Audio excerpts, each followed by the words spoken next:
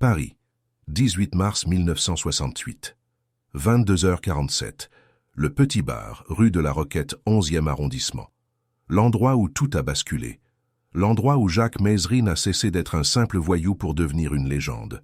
L'endroit où la pègre parisienne a compris qu'un nouveau prédateur venait d'entrer dans la jungle. Ce soir-là, le Petit Bar était plein. 40 hommes, peut-être 50. Des truands, des proxénètes, des receleurs, l'élite du crime parisien. Et au fond de la salle, à la table d'honneur, 5 hommes qui contrôlaient tout. La famille Corsini, les vrais patrons.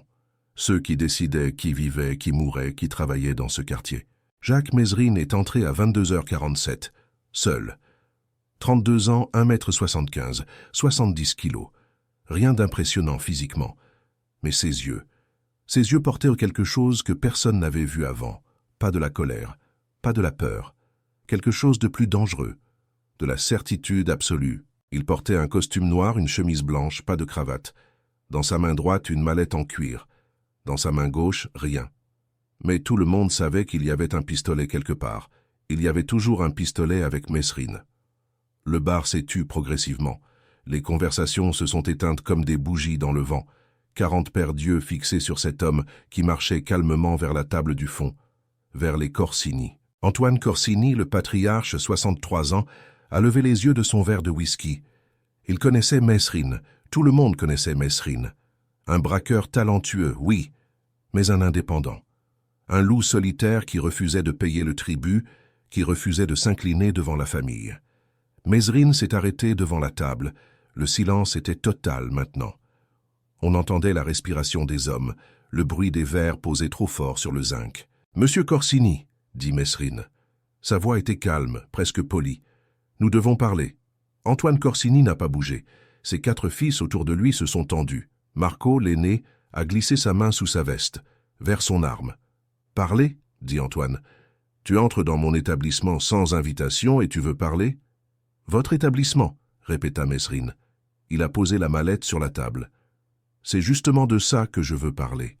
De qui possède quoi dans ce quartier ?» Un murmure a parcouru le bar. Personne ne parlait comme ça aux Corsini.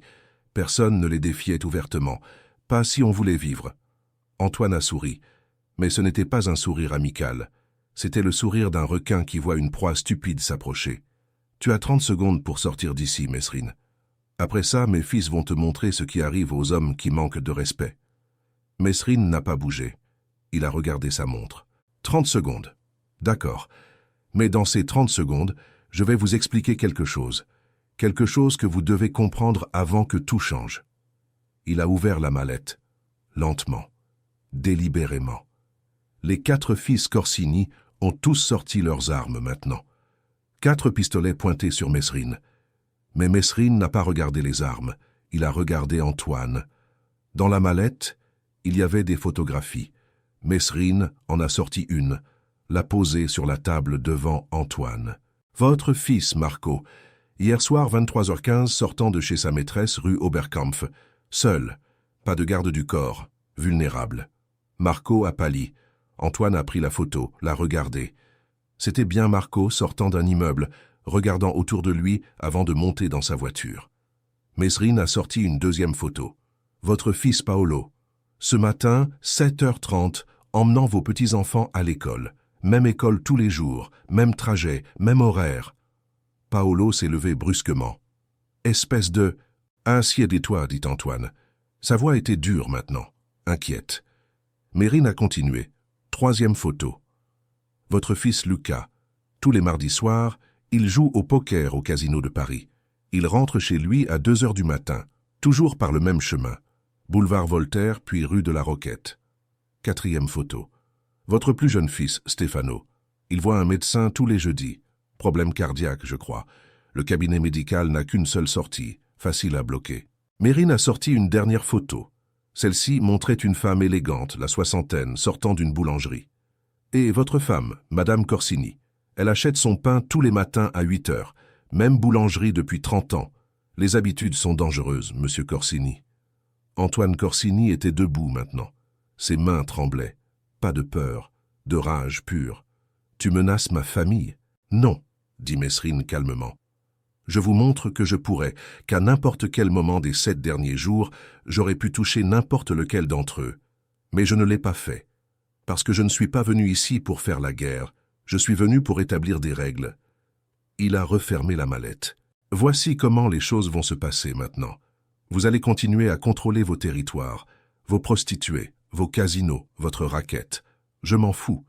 Mais moi, Jacques Mezrine, je travaille seul. Je ne paie pas de tribut. Je ne demande pas de permission. Et si quelqu'un essaie de m'arrêter, si quelqu'un touche à mes opérations, alors ces photos ne seront plus juste des photos. Elles deviendront des scènes de crime. » Le silence dans le bar était assourdissant.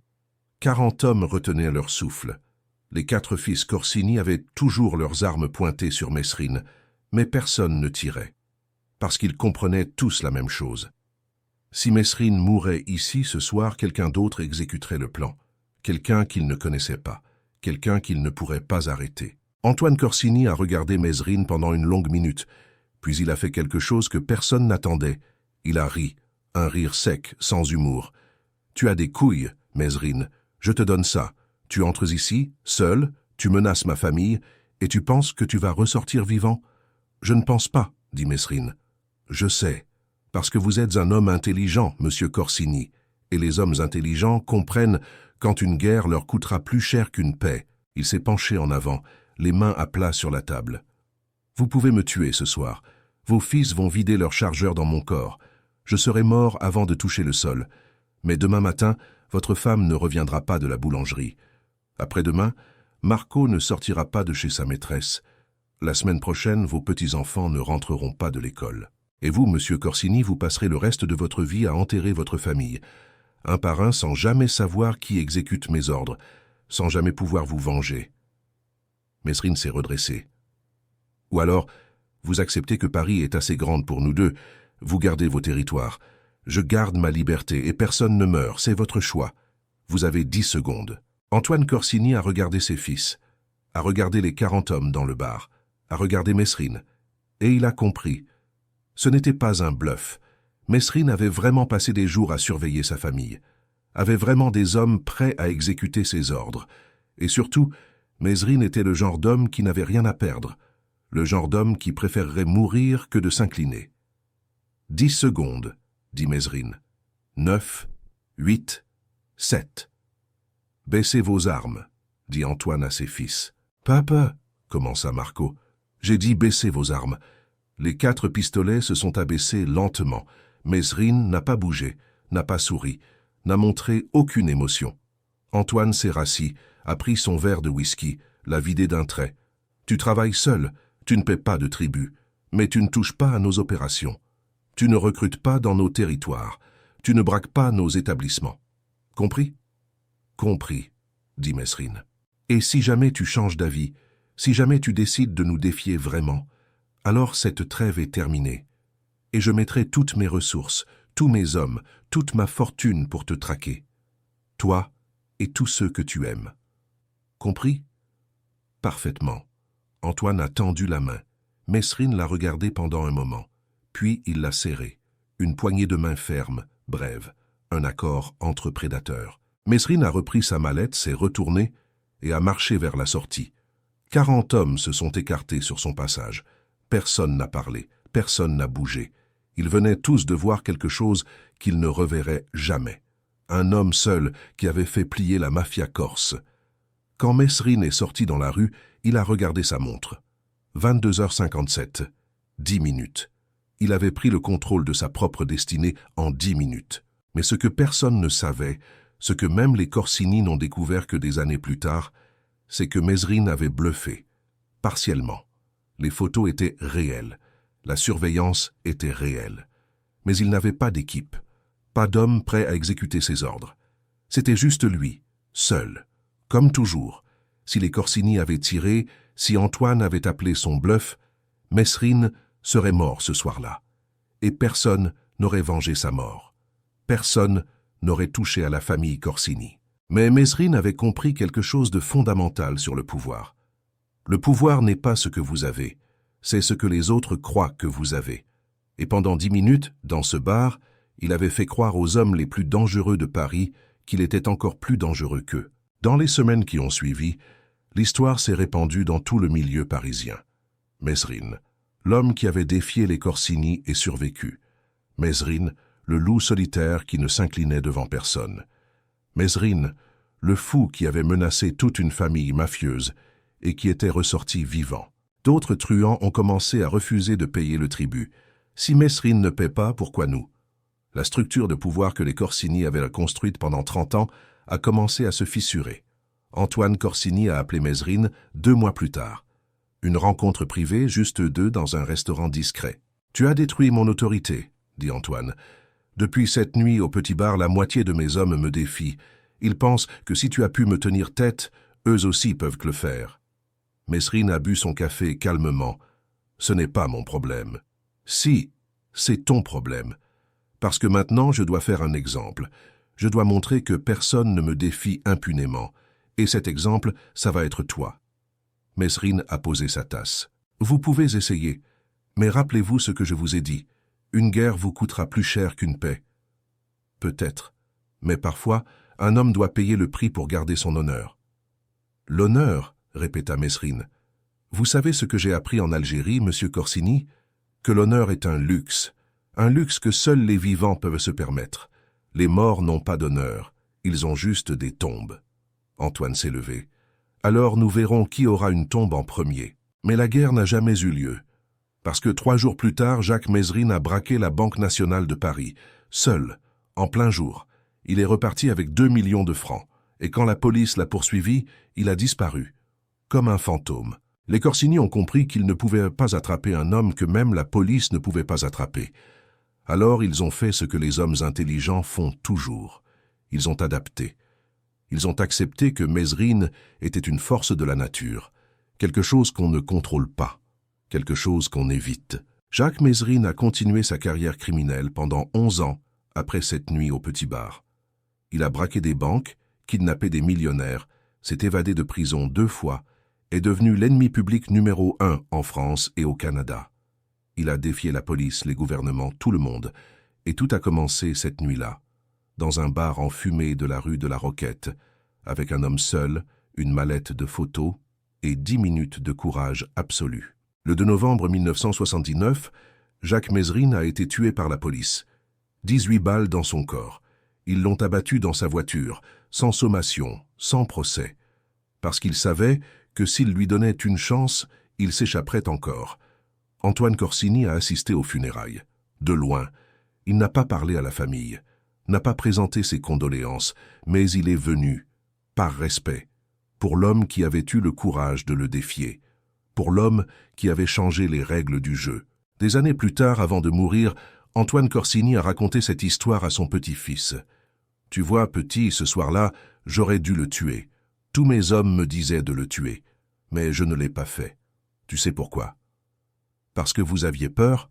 Non, parce que j'ai reconnu quelque chose en lui, quelque chose que j'avais eu autrefois quand j'étais jeune, avant de devenir prudent, avant de devenir un homme d'affaires. Mesrine avait ce que la plupart des hommes perdent en vieillissant. Il n'avait pas peur de mourir. Et un homme qui n'a pas peur de mourir est l'homme le plus dangereux du monde. Alors vous l'avez laissé partir. Je l'ai laissé vivre. Ce n'est pas la même chose. Parce que vivre comme Mesrine vivait, c'est une forme de mort lente, toujours en fuite, toujours regardé par-dessus son épaule, jamais de paix, jamais de repos. Je lui ai donné sa liberté ce soir-là. Mais cette liberté l'a tué aussi sûrement qu'une balle. Le petit-fils a réfléchi. « Vous regrettez de ne pas l'avoir tué ?» Antoine a souri tristement. « Tous les jours, mais je respecte aussi ma décision. Parce que Mesrine m'a appris quelque chose cette nuit-là. Il m'a appris que le vrai pouvoir n'est pas de tuer ses ennemis. C'est de choisir de ne pas le faire. C'est de montrer de la pitié quand on pourrait montrer de la force. Et parfois, cette pitié est la chose la plus puissante de toutes. L'histoire du petit bar est devenue une légende dans le milieu criminel français. Les détails ont changé au fil des années. Certains disent que Mesrine avait 10 hommes avec lui. D'autres disent qu'il a menacé de faire exploser le bar. D'autres encore disent qu'il a tiré sur un des fils Corsini pour prouver son sérieux. Mais la vérité est plus simple et plus terrifiante.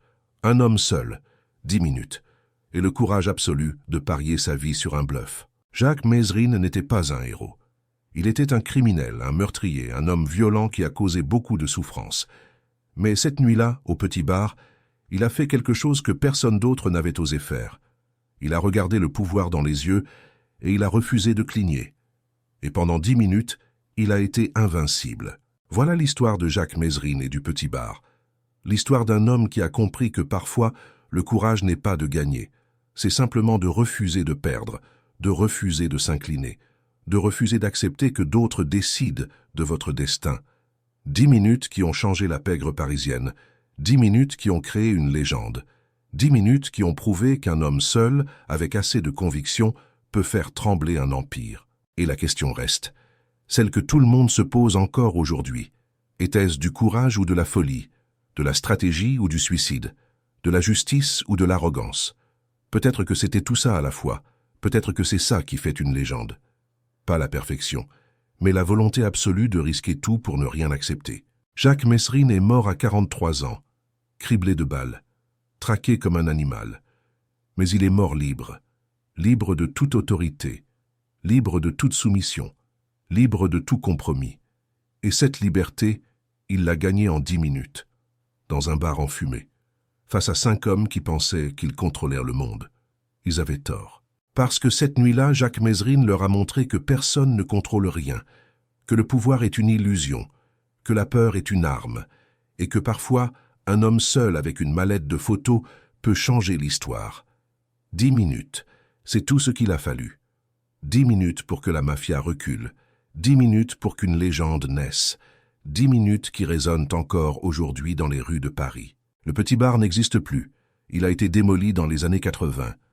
Mais l'histoire reste, transmise de génération en génération. Un rappel que parfois, le courage n'a pas besoin d'une armée, juste d'un homme. Un homme qui refuse de s'agenouiller. Jacques Mézerine, l'homme qui a pris le contrôle du petit bar. L'homme qui a fait reculer la mafia en 10 minutes. L'homme qui a prouvé que la liberté n'est pas donnée. Elle est prise. Et elle se paie toujours. Toujours. Avec du sang, de la sueur et parfois avec sa vie. Mais pour Mézerine, le prix en valait la peine. Parce qu'il a vécu libre. Et il est mort libre. Et entre les deux, pendant 11 ans, il a été une légende vivante. Tout a commencé au petit bar, le 18 mars 1968, à 22h47. 10 minutes qui ont tout changé.